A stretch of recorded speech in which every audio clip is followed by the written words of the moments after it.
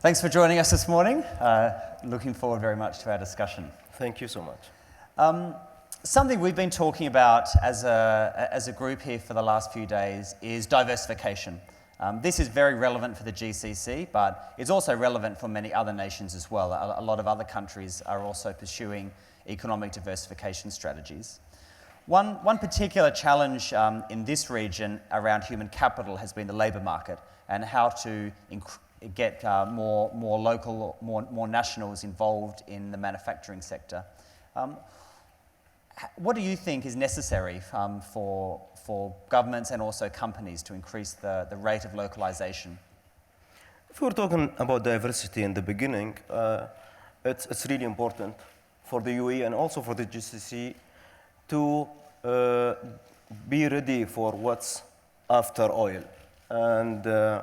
And the Crown Prince highlighted that in his speech in the summit, the government summit last year. So it's important for all sectors to be ready, and manufacturing is one of them. And it's very important for us in the UAE and also, I think, in the region. Mm-hmm. But also manufacturing requires capable locals. And we've been always talking about UAE made by UAE hands.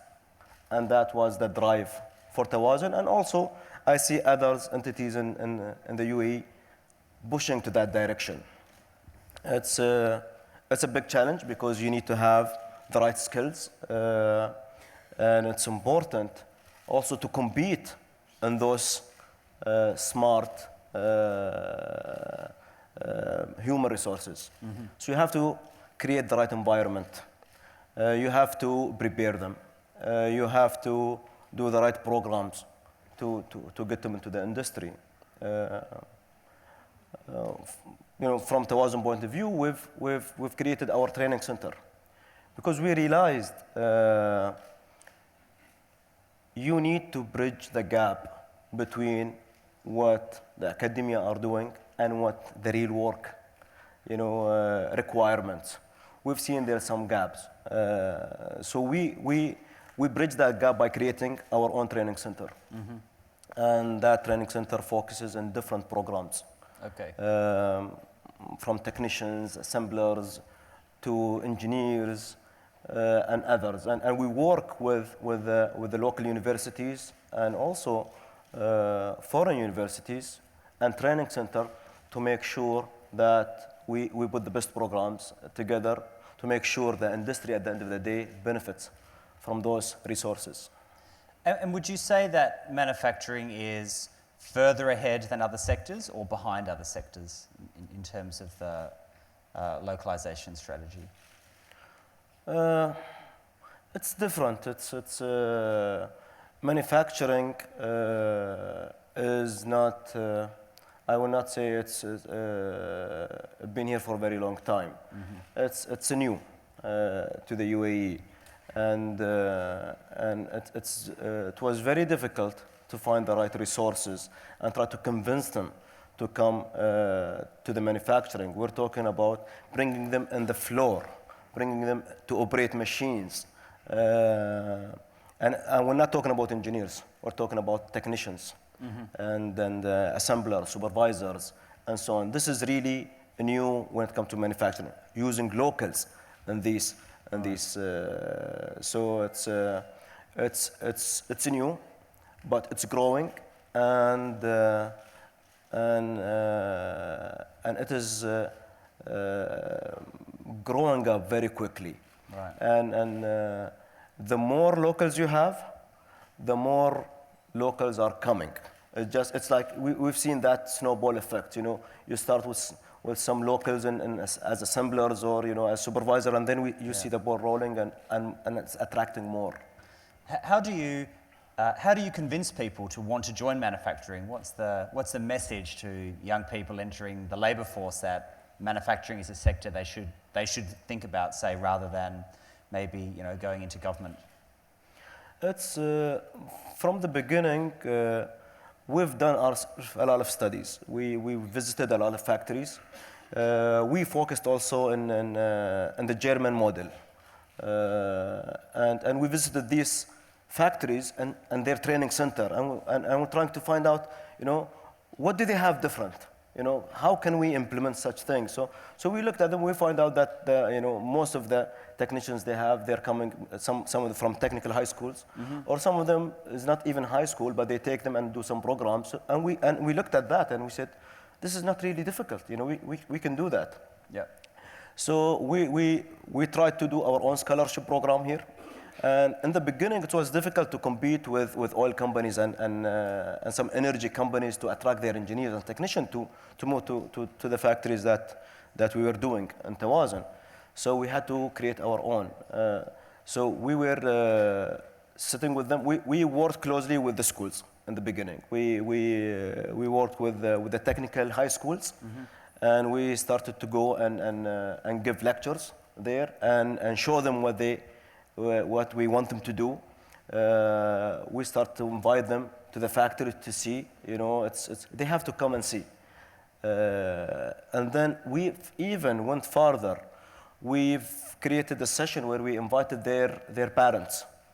Okay. And we've sat with them and we were explaining the importance of manufacturing and defense manufacturing, and where we're going in that direction. And they were convinced.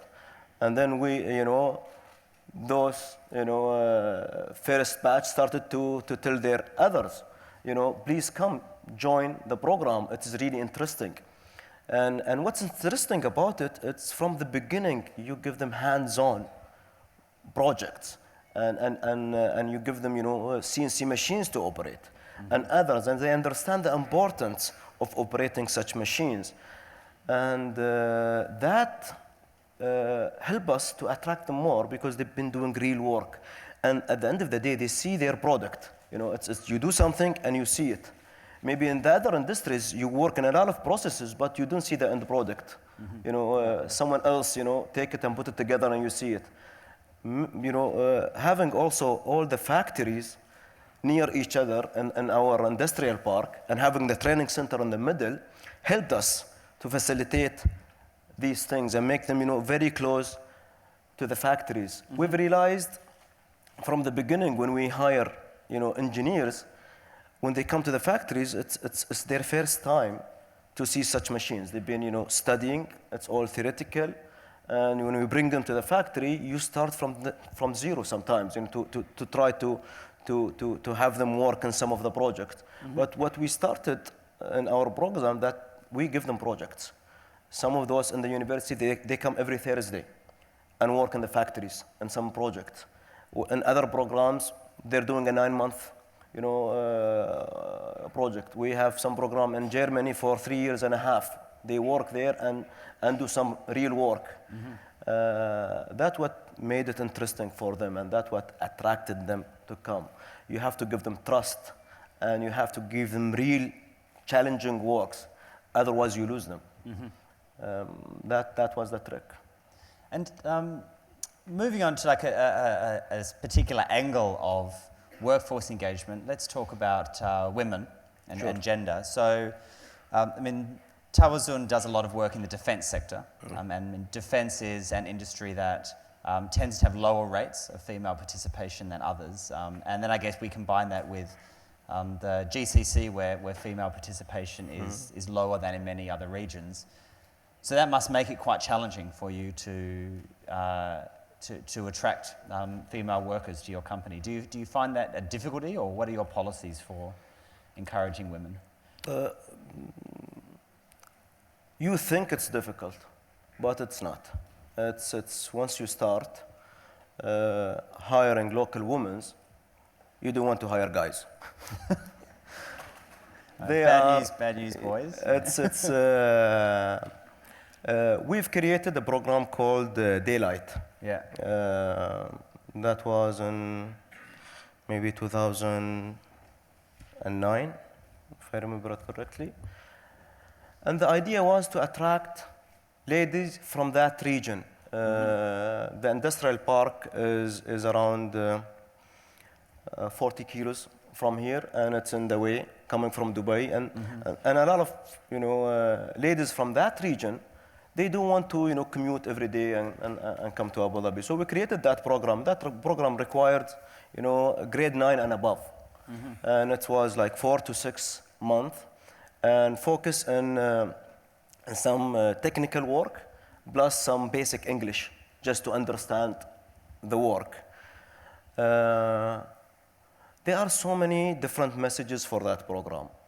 It's in the beginning, most of those ladies were moms already, they're housewives, and we created a nursery there. They're bringing their kids there. We created the passion for them to understand the value of their work and how it's contributed to the industry and to the country. So they really valued, the contribution that they do. We were very flexible with timing because we tried not to say no in many things, just to help them join these facilities. So we gave them flexible timing. In some cases, we provided transportation. We created the nursery for their kids, so they are close to their kids. I remember one of the stories. One of the ladies called once, and she said she cannot come to work, and I think that was during the training also, and she was crying. So there's something wrong with her. I said, why are you crying? I said, my son is sick. I cannot come. I said, so is your son, okay? I said, no, he's okay. I'm crying because I feel bad not coming today. You've been doing all of that to us, and we wanted to contribute. So that was a strong message for us. The passion that we have created made that woman, regret that not coming to the work was really big deal. Our target, maybe not these ladies, but their kids.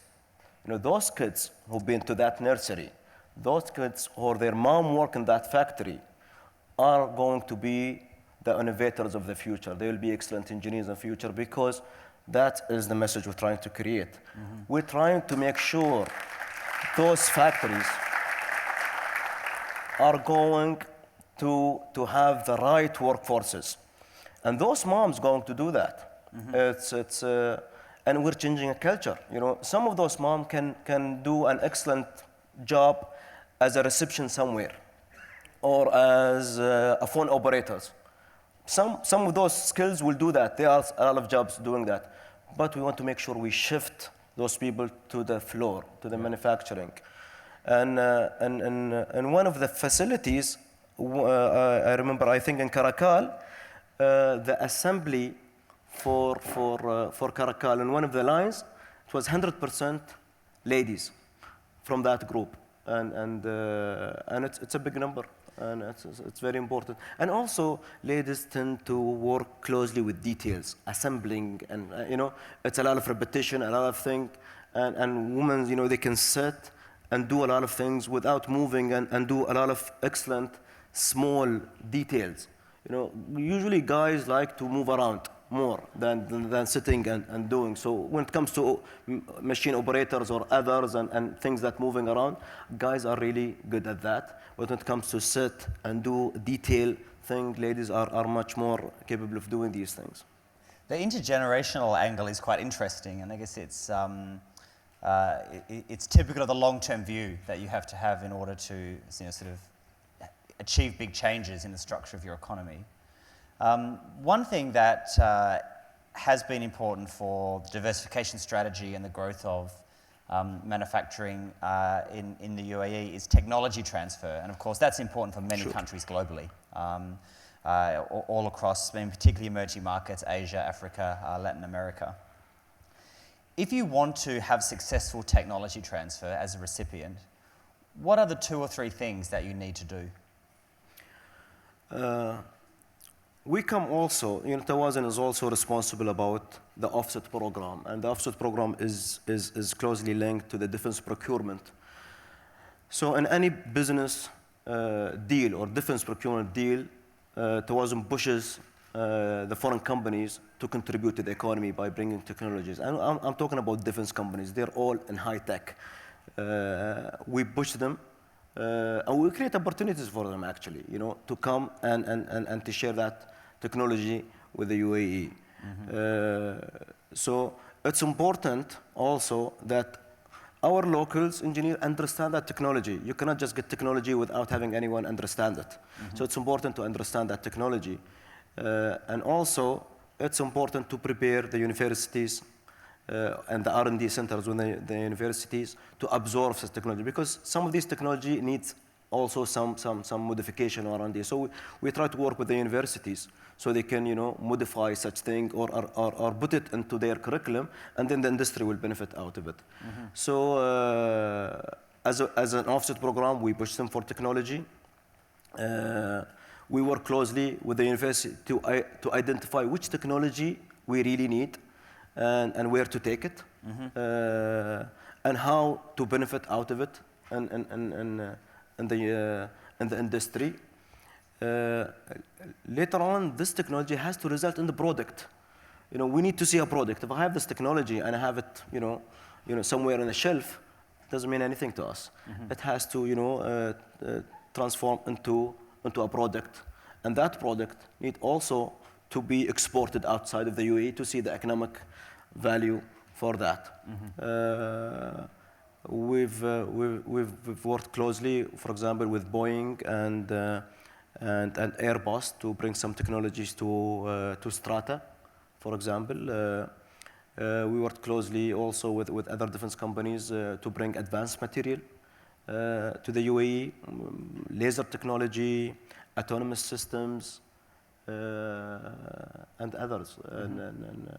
And it's been working well, but the most important thing, sustainability of these technologies and making a good result out of them, which will transfer into a product that could be exported from the UAE, so it becomes like a UAE technology. As you need that because, of course, UAE domestically is quite a small market, so... Absolutely. From the beginning, anything we do, we think about exporting. Yeah. Tawazun is quite a big company, and it's got very close links to government. And so that's typical of much development in the GCC. So a lot of the, I mean, not just diversification, actually, even the sort of core oil economy, even more so, like is very state-led and run often by very large corporations. Do you need to involve SMEs, or is the model of using big state-owned companies the right one for the future? SMEs is a must. It's if you look all, you know, big economies, you will see at least 70 to 80% is SMEs. And that is something that is growing in the UAE, but still very low number. We have a lot of initiatives. I think in each state, in each Emirates, we have an SME program that encourages locals to get into the small and medium enterprise, and they support them by funding, by advising, by providing them with, getting them into the procurement cycle of the government. We've been working closely with SMEs. We understand you cannot do, you know, even in defense business, you cannot survive, you cannot grow, you cannot, go to the global market without involving the SMEs. The companies are working closely to identify these small companies. We have created also the National Manufacturing Association for all national companies, especially the private ones. We created a catalog for them. We take them with us to exhibit outside of the UAE. We encourage the big companies in the UAE to work closely with them and give them business. We're encouraging also the government to give them chance also from time to time. We try to develop project with them. Also from an offset point of view, we encourage defense companies to invest with also small and medium and bring them to the bigger picture. We understand it's very important, and there are a lot of initiatives related to the SMEs, and we will be pushing more business to SMEs because we understand it's the future of manufacturing requires strong SMEs. Unfortunately, I see we're just about running out of time for this session, but we've covered a lot of important ground. So the localization, your effort, the intergenerational issue, how to attract more young people into these industries in the future, which is still a very, very big challenge. Issues of gender, technology transfer, and SMEs. So a lot of food for thought for us for the rest of the day. Thank you so much. Thank you very much. Thank you.